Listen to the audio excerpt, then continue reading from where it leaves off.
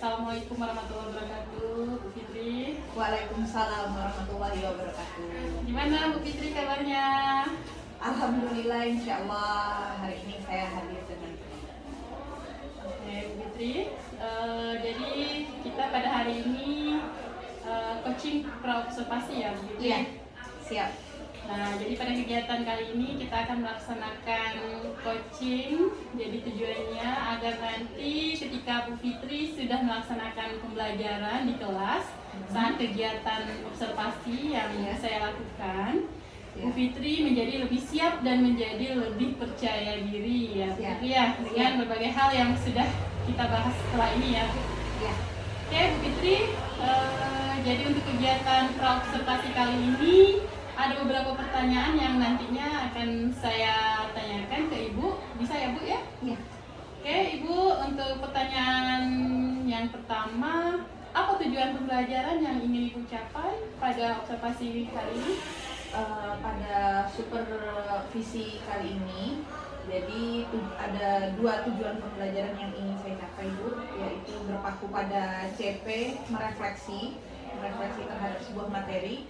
Jadi saya mengambil dua TP, yaitu yang pertama saya ingin peserta didik itu mampu mengidentifikasi teknik dalam berseni rupa 2 dan 3 dimensi. Yang kedua, saya ingin peserta didik itu mampu untuk mempresentasikan atau mereka bekerja sama dengan baik dalam kelompoknya. Oke, jadi ada dua ya Bu ya. Yang pertama merefleksi tentang teknik dalam seni. Iya. Terus siswa juga mempresentasi dan berdiskusi berarti ya Bu ya. Iya.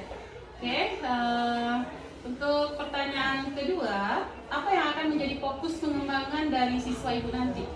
Yang saya inginkan kepada peserta didik itu Ibu, jadi fokus saya peserta didik itu lebih memiliki nilai berelasi, keterampilan berelasi, kemudian mereka mampu membuat kemitraan di dalam kelompoknya itu bekerja sama dengan baik, serta mereka dapat menyelesaikan masalah yang bertanggung jawab. Jadi anak-anak diharapkan untuk mampu bekerja sama dan memecahkan masalah ya yang Ibu berikan nantinya ya. Oke Ibu, untuk pertanyaan ketiga, dalam melaksanakan pembelajaran nantinya model pembelajaran apa yang akan Ibu gunakan? Model atau strategi ini yang saya gunakan itu Bu, yaitu student based learning, pembelajaran yang berpusat kepada siswa ya. Tentunya dengan penerapan pembelajaran berdiferensiasi ini nanti di situ akan saya terapkan diferensiasi konten, kemudian ada diferensiasi proses serta diferensiasi produk itu. Jadi ada tiga tahapan diferensiasi yang akan Ibu gunakan ya Bu ya sekaligus ya, berarti konten, proses dan produknya nanti akan Ibu masukkan semuanya. Bagus sekali Bu, mantap. Oke, yang pertanyaan berikutnya, untuk strategi pembelajaran nanti menggunakan strategi apa? Strategi yang saya gunakan itu menggunakan strategi karya wisata alam. Jadi anak-anak saya ajak untuk lebih mengenal lingkungan sekolah, lebih mengenal lingkungan kelas. Mereka mengidentifikasi sebuah karya seni itu sebenarnya tidak perlu jauh-jauh Bu. Jadi dengan mereka mengidentifikasi atau menganalisis benda-benda atau hasil karya yang ada di lingkungan kelas atau sekolah itu menurut saya sudah cukup. Iya, walaupun hanya di dalam kelas, siswa juga mampu mengeksplorasinya ya Bu ya. Baik, untuk pertanyaan kelima, untuk penilaian nanti Ibu menggunakan bentuk penilaian apa Bu? Kalau untuk bentuk penilaian, saya akan menggunakan penilaian sikap, itu sudah pasti. Kemudian saya akan menggunakan penilaian pengetahuan serta penilaian keterampilan. Jadi ketiga penilaian Ibu masukkan semua ya? Iya. Oke, baik. Untuk sasaran kelas nanti, Ibu masuk di kelas berapa? Saya akan masuk di kelas 11-2. Insya Allah saya akan masuk di kelas 11-2. Ya. Hari apa Bu pelaksanaannya? Insya Allah besok saya bisa masuk di kelas tersebut kalau tidak ada halangan Bu. Jam 11, kalau di jadwal itu jam 11 sampai jam 12.40. Oke, berarti besok ya kita sudah melakukan presentasi. Siap Bu. Baik Ibu, jadi mungkin itu saja pertanyaan dari saya. Supaya nanti pembelajaran Ibu itu bisa terlaksana dengan baik. Saya doakan mudah-mudahan kita semua diberikan kesehatan, kelancaran, dan sampai jumpa pada saat observasi nanti ya Bu ya. Baik Bu. Oke, terima kasih Bu Fitri. Sama-sama Ibu. Assalamualaikum warahmatullahi wabarakatuh. Waalaikumsalam.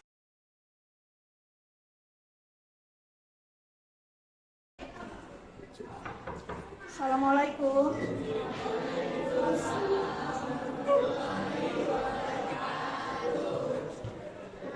Selamat siang, salam sejahtera untuk kita semua. Siap. Oke, sebelum memulai pembelajaran pada hari ini, marilah kita berdoa.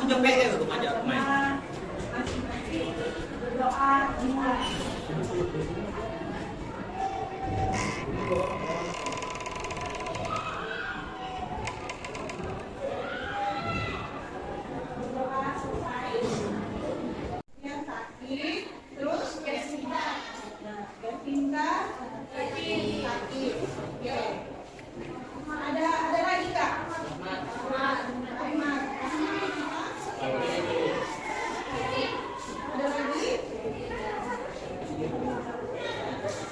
Kita doakan semoga teman-teman kita yang tidak hadir pada hari ini, pada proses pembelajaran hari ini dapat segera diberikan kesehatan kembali dan bisa mengikuti aktivitas pembelajaran seperti sedia kala.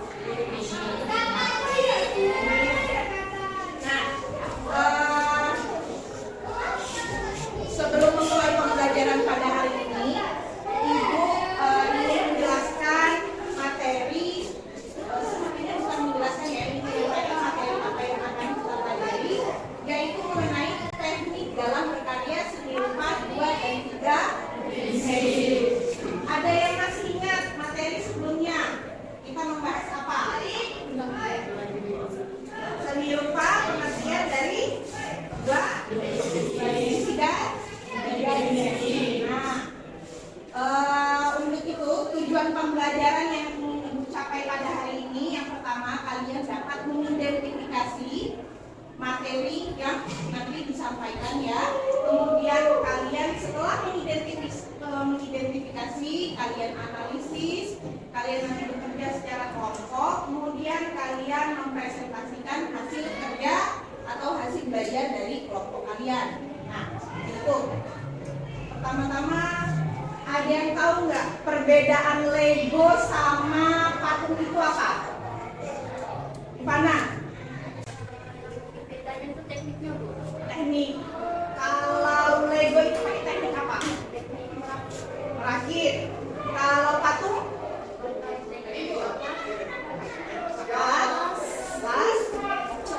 Jor. Ada yang mau menambahkan atau sudah? Sekilas saya tampilkan video mengenai teknik dalam berkarya 2 ataupun 3 dimensi ya. Tadi ada 2 dimensi juga, ada 3 dimensi juga. Nah, karena saya sudah membagi kelompok ya, sebelum pembelajaran pada hari ini, di minggu lalu saya sudah membagi kelompok kerja yang untuk kita terapkan pada pembelajaran hari ini. Jadi ini sudah duduk sesuai kelompoknya belum? Sudah sesuai kelompoknya. Kelompok 1 ada Risma, Resti, Reva, Caroline, Marcel. Hadir? Kelompok 2 ada Mita, Rahmi, Megita, Rahmat, sama Aura. Ya, tadi Rahmat tidak hadir ya. Kelompok 3 ada Keila, kemudian Nadia, Fauzan, Tri, sama Rahel. Oke, hadir. Fauzan yang tidak ada, ya. Kemudian kelompok 4 ada Aina, Farel, Cinta, Alexandra, Naizila. Oke. Kelompok 5 ada Ivana, Yunita, Filia, Maria, Sutri, Afif. Kelompok 6 ada Anindya, Tiara, Keisha, Imelia, Lutfi. Oke. Kelompok 7 terakhir ada Radiansyah, Fitri, Najwa, Yasinta. Ya, hadir semua. Siapa tadi? Oh iya. Gak apa-apa. Nah, jadi kalian sudah duduk di kelompok kalian masing-masing. Ini ada beberapa sumber belajar yang bisa kalian gunakan. Ya, Ibu mau tanya, ada yang kemarin request ke Ibu, Bu, saya boleh nggak pakai sumber belajarnya berbentuk gambar? Kelompok siapa-siapa saja tuh ya? Ada 2 kelompok. Terus yang berbentuk ini, teks. Ada beberapa kelompok juga yang ingin mengamati melalui video boleh, video audio, kemudian teks atau e-book, serta dari sumber gambar. Nah, tugasnya kalian silahkan kalian mengidentifikasi ya teknik-teknik dalam berkarya seni rupa 2 dan 3 dimensi. Karena tekniknya itu terlalu banyak, jadi saya kecilkan. Untuk kelompok 1 itu teknik merakit, ya.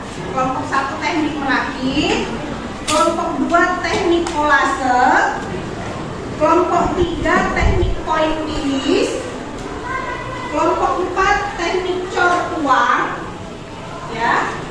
Kelompok 5 teknik pahat, kelompok 6 teknik anyam, kelompok 7 teknik tempat, ya. Kalian analisis, adapun hal-hal yang harus kalian identifikasi. Yang pertama yaitu mengenai pengertian dari teknik tersebut. Kemudian yang kedua, bahan-bahan, ya, bahan-bahan apa saja yang digunakan. Nah, ya, bahan-bahan kan sudah dijelaskan minggu lalu. Jadi yang ketiga ada fungsi. Fungsinya boleh fungsi secara umum, boleh juga fungsi secara kehidupan atau kegunaan dalam keseharian, ya. Fungsi. Kemudian yang keempat terakhir contoh. Nah, silahkan kalian identifikasi keempat hal tersebut. Kemudian kalian silahkan boleh membuat PPTX, boleh. Yang senang kalau pengen PowerPoint, boleh. Kemudian kalian buatnya dalam bentuk rangkuman, boleh, ya. Kalian buat dalam bentuk mapping map, boleh. Kalian buat dalam bentuk konsep poster atau lainnya, boleh, ya. Ada pertanyaan? Oke, silahkan boleh dikerjakan.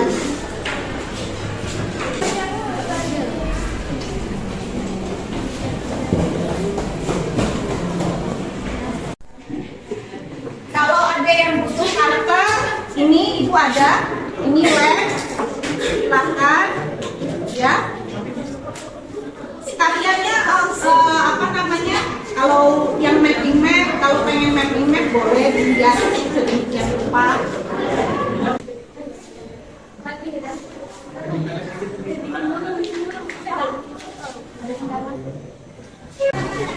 Oh, le musik tuh. Lihat.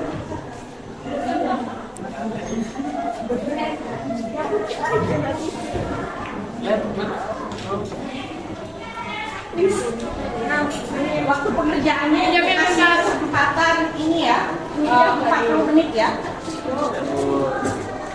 30 sampai 40 menit.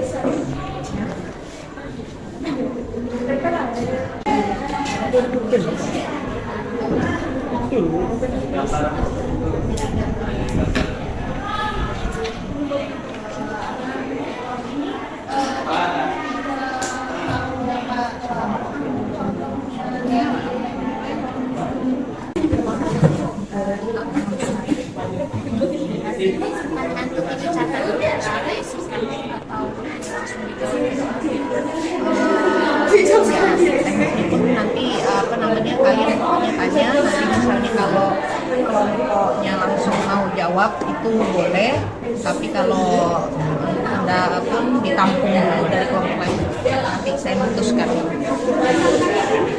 Ada kendala enggak kelompok ini? Kelompok ini apa tugasnya? PPTX kak? Kelompok ini ada kendala? Udah sampai mana nih tugasnya?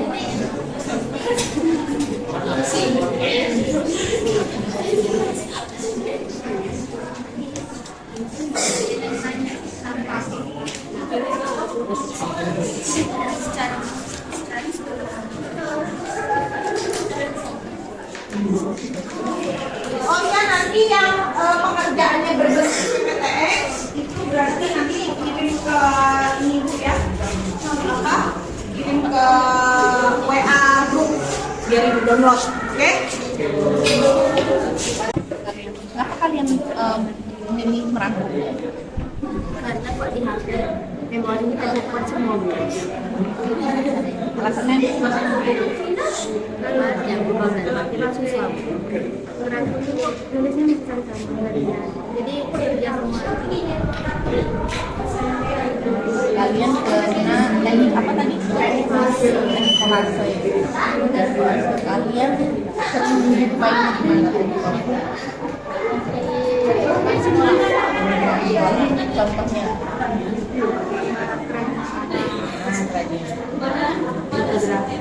fotografi ada lagi tak?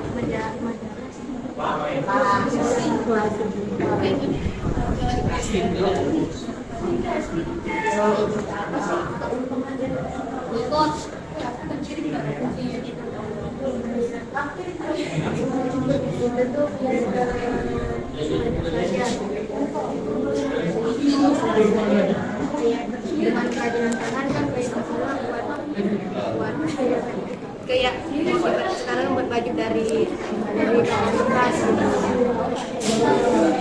Sekarang kalau dari plastik jadi kan baju gaun kayak gitu.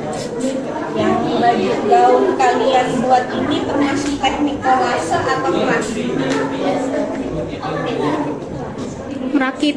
merakit ya. Jadi nanti kalaupun ada teknik kolase mungkin ada bagian-bagian kayak misalnya bagian hidupnya, di bagian sayapnya itu baru pakai teknik kolase. Ini pasti mau buat sayap nih kan? Iya. Bapak kerjakan ya. Ini hasil kelompok kalian. Ini koreksi kalau ada yang salah, ada yang begini.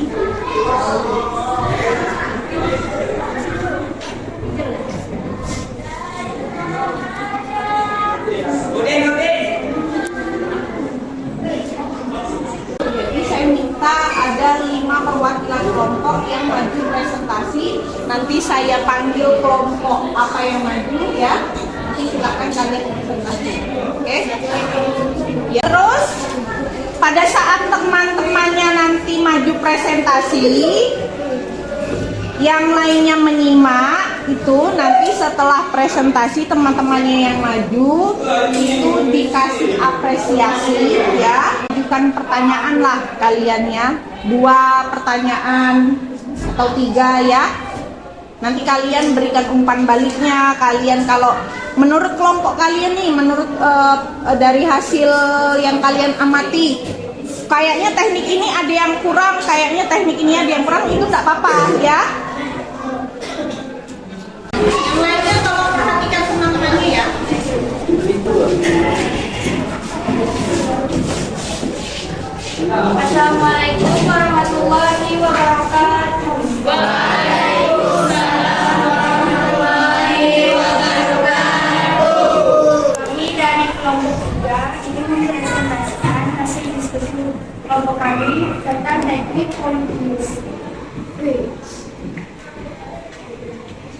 Pertama, pengertian pointilis.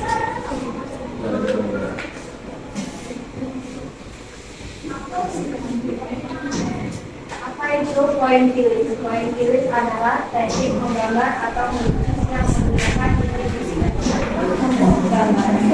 Teknik ini memanfaatkan kemampuan mata untuk menggabungkan suatu antara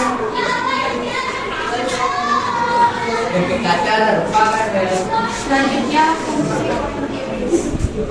fungsi pointilis ada dua secara umum. Fungsi umum teknik pointilis adalah menggunakan sistem dengan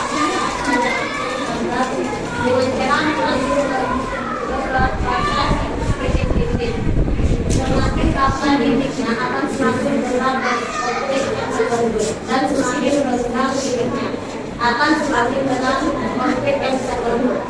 Dalam kehidupan, teknik pointilis tidak secara lain digunakan dalam kehidupan sehari-hari, tetapi konsepnya dapat dijelaskan dalam berbagai bidang seni.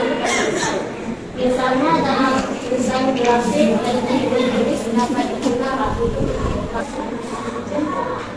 alat pertama dalam teknik pointilis alat kecil dengan komputer proses karena software fungsional untuk dan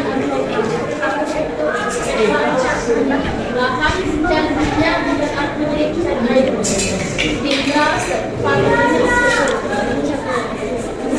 terakhir contoh karya seni seperti lukisan yang menggunakan teknik gambar yang realistis seperti karya Yaude like a Sunday afternoon on the island of the Grand Jet. Ilustrasi yang menggunakan teknik untuk menciptakan efek gelap, terang, dan volume pada objek seperti dalam ilustrasi buku anak. Sekian presentasi dari saya. Kalau ada yang lain, Yuk silakan untuk kelompok lain. Ada yang ingin bertanya? Boleh silakan Bapak Cinta.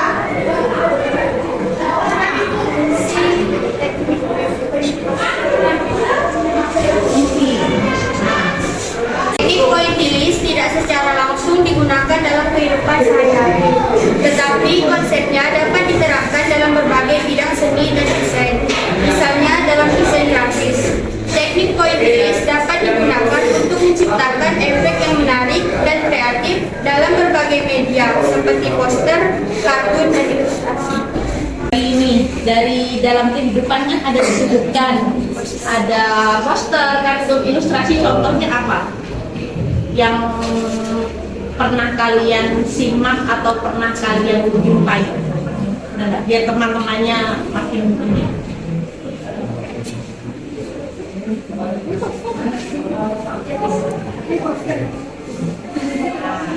Jadi di kelas ini udah ada ya. Jadi kalau masih ada yang bingung ya, saya tambahkan sedikit ya untuk pertanyaannya tadi. Pointilis ini sebenarnya masuk ke dalam 2 dimensi atau 3 dimensi sih. Jadi pointilis ini masuk ke dalam teknik 2 dimensi.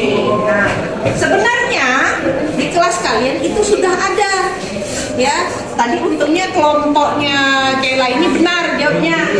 Ini yang ada di depan ini tadi kelompok Kayla coba buka. Nah, ini termasuk ke dalam teknik pointilis. Kenapa bisa dikatakan teknik pointilis? Dia ada di dalam poster. Di dalam poster ada terdapat titik-titik kecil. Itu sudah masuk ke dalam teknik pointilis. Jadi pembentukan gambar atau pembentukan hasil karya itu dari hasil titik-titik. Ya, bukan berarti titik harus titiknya itu benar-benar titik, tapi boleh titik yang halus, boleh titik yang dengan bulatan sedikit, itu boleh, itu ada di situ ya. Nah, kemudian contoh lainnya tadi sudah dikasih tahu, ada karya seni atau ilustrasi lukisan dari itu La Grande Jatte, ya. Ada pertanyaan lagi? Oke. Apa kelebihan dari teknik point ini? Nah, silakan. Dapat menghasilkan efek yang unik dan menarik pada karya seni. Ada lagi? Coba lihat ke depan. Misalnya dalam desain grafis, teknik pointillis dapat digunakan untuk menciptakan efek yang menarik. Jadi secara tidak langsung kelebihan dari teknik pointillis ini dalam penciptaan gambar, karena memang 2 dimensi ya, khususnya ke lukis, ke gambar, ke sketsa ya. Tuh. Jadi dia gunanya untuk menciptakan efek yang lebih menarik. Ada gelap, ada terang. Nah, ada warna yang turun, ada warna yang naik, ya. Ada warna dingin, ada warna hangat. Kalau warna hangat keluarnya ke arah mana? Maksudnya warna yang dihasilkan oleh hangat semakin gelap. Nah, kalau dingin semakin terang. Makanya kalau kita di pengaturan digital, ya, nanti itu nyambung ke kolase itu. Kalau warna hangat itu dia semakin gelap karena semakin memerah warnanya gelap. Tapi kalau yang ini dia turun hijau biasanya. Oke, kemudian sudah cukup menarik. Cuma mungkin untuk penjelasan, beberapa penjelasan bisa ditambahkan lagi nanti ya. Kayak fungsinya ini kan masih dalam rangkaian kalimat. Nanti bisa lebih dispesifikkan lagi atau dibuat kata kuncinya ya. Oke, beri tepuk tangan untuk kelompoknya. Apabila ada yang kurang jelas, mohon dimaafkan. Assalamualaikum warahmatullahi wabarakatuh.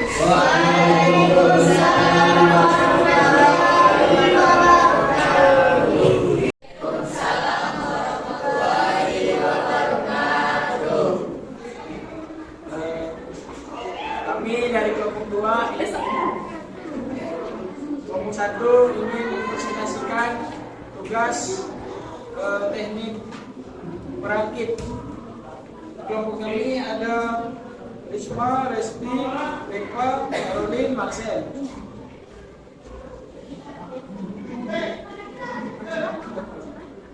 Adanya teknik menggunakan beberapa bahan yang sudah dibentuk menjadi karya seni atau benda. Fungsinya Satunya nilai estetis sebagai pandangan, kedua nilai guna sebagai kebutuhan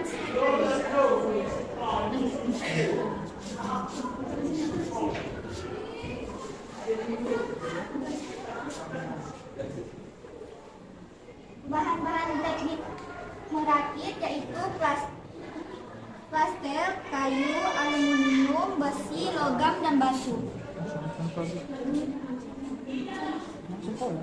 Contohnya ada candi, Lego, lemari, rak sepatu, motor, mobil, kursi, patung, HP, dan arsitektur.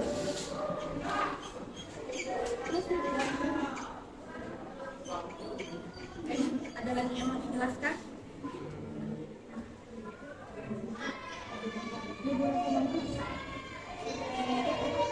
Ya. Nah, ada yang ingin bertanya? Silahkan ajukan pertanyaan atau kalian silahkan apresiasi dulu. Coba kalian lihat, kalian apresiasi. Mungkin ada, oh kelompok ini sudah bagus hasilnya, bla bla bla dan sebagainya. Coba. Ada tidak sih kira-kira di Kuburaya deh yang paling populer yang menggunakan teknik merakit? Kuburaya ini ada nggak sih yang paling populer yang hasilnya itu menggunakan teknik merakit? Kuburaya luas loh ya, jangan mikir cuma Kalimantan. Jangan mikir cuma yang bawah. Ayo.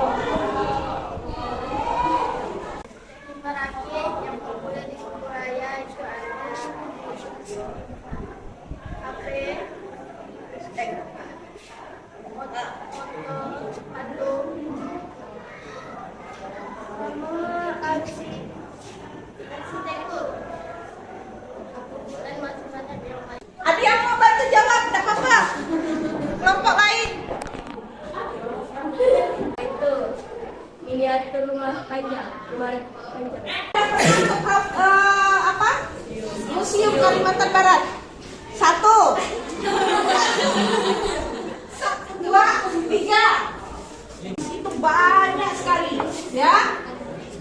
Miniatur-miniatur yang menggunakan teknik merakit.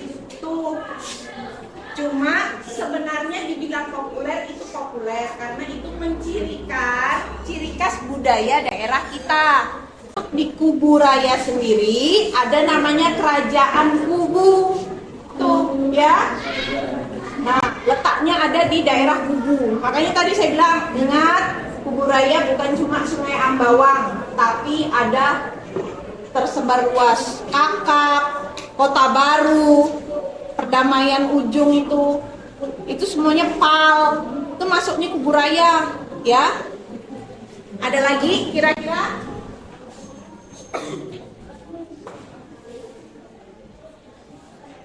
Pertanyaan lainnya? Kalau saya kasih tambahan sedikit, ya. Kalau untuk kelompoknya merakit, mungkin lain kali kalau membuat mapping map, ini saran untuk kelompoknya merakit, lebih boleh isinya diakuratkan, diberi detail yang lebih luas lagi, karena ini kan memang kalian yang saya suruh bahas pengertian bahan-bahan fungsi contoh. Kalau sebelumnya kan dia ada tambahannya alat, ada lainnya, itu boleh.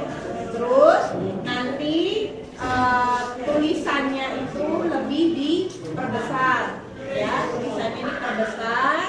Kemudian mungkin kalian bisa buat opsi lainnya itu menggunakan entah foto-foto, ini saya biar tulisannya nanti diperbesar melalui proyektor, oke? Terus kelompok tadi silakan tutup.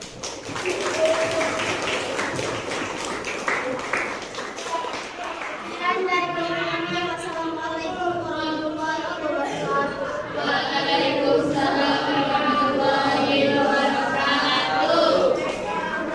Mungkin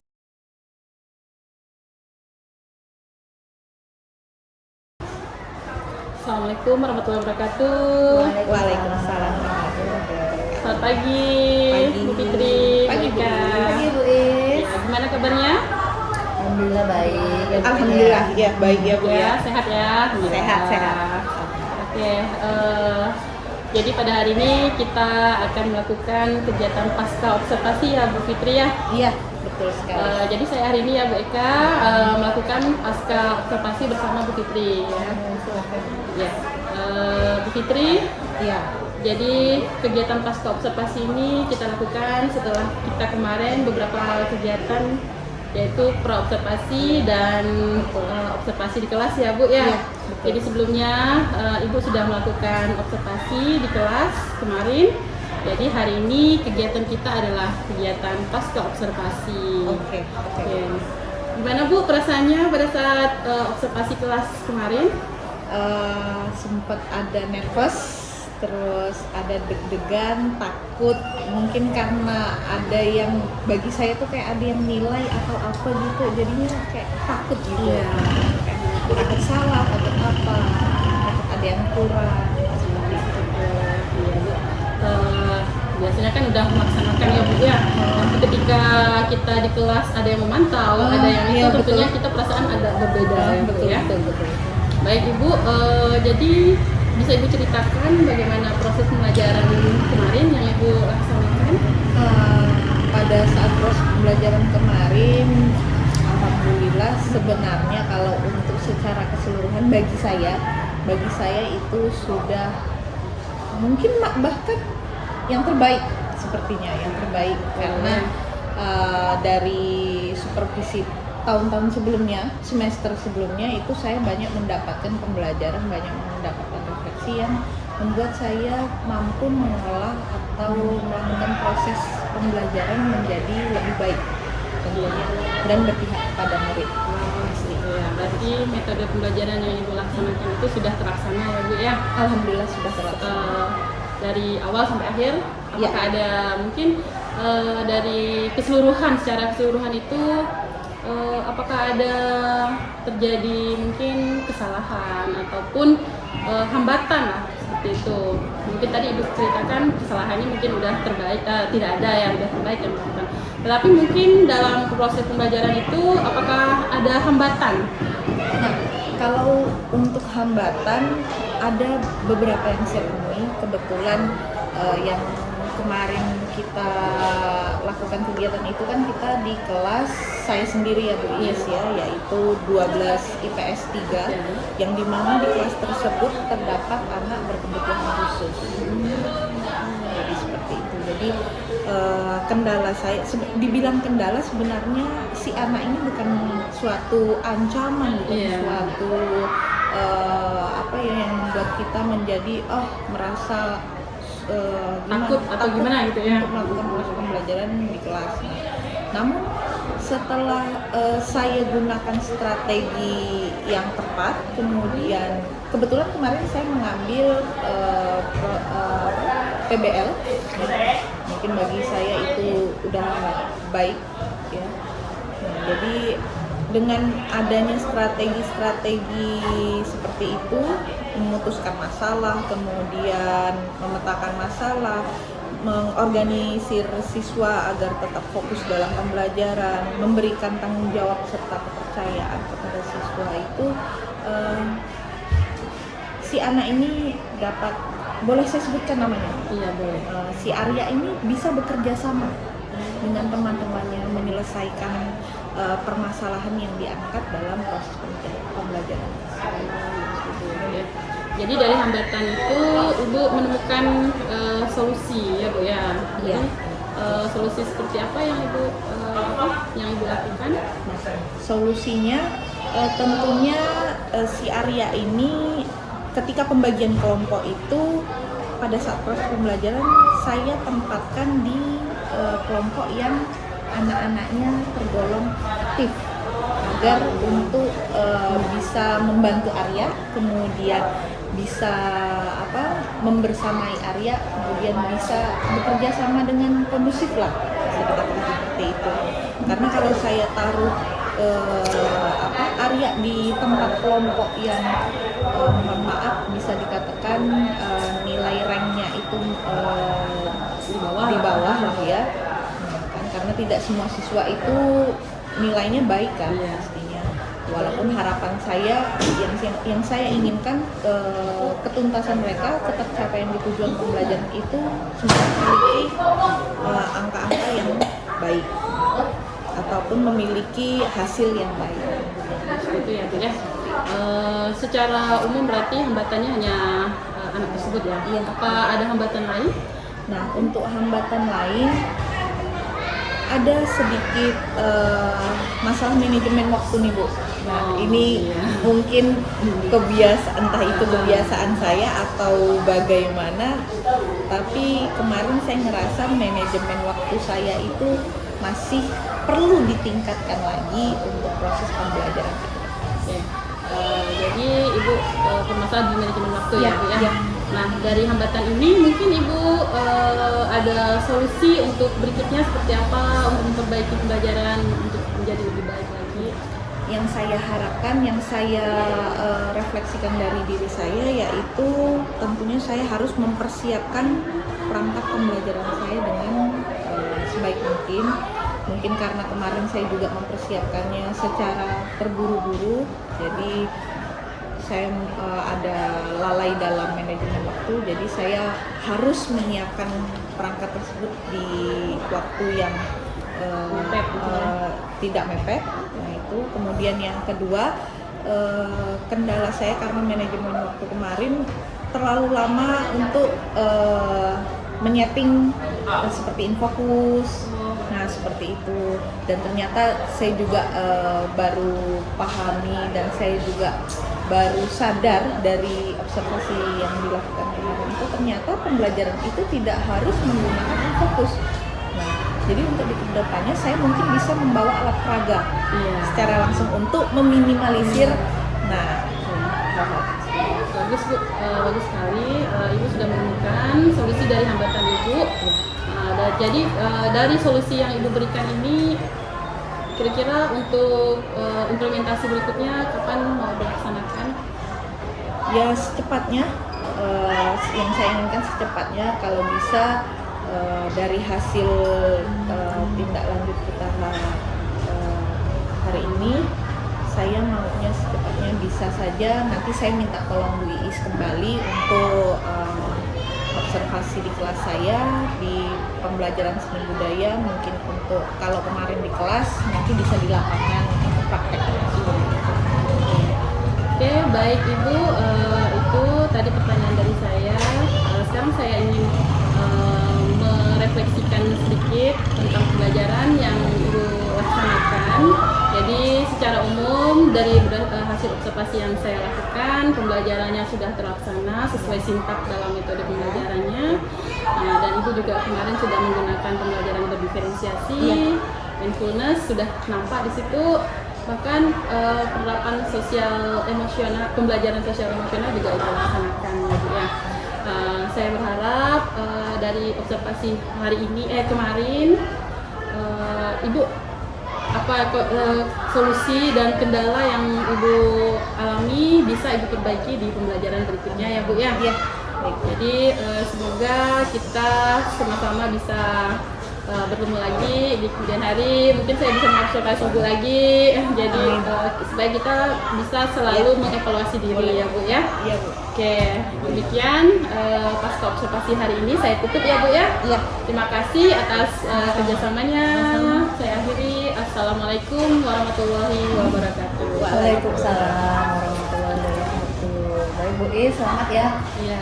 Segala rangkaian sudah dilaksanakan dari tahap pra-observasi, dan hari ini sudah terlaksana pasca observasi bersama Bu Fitri.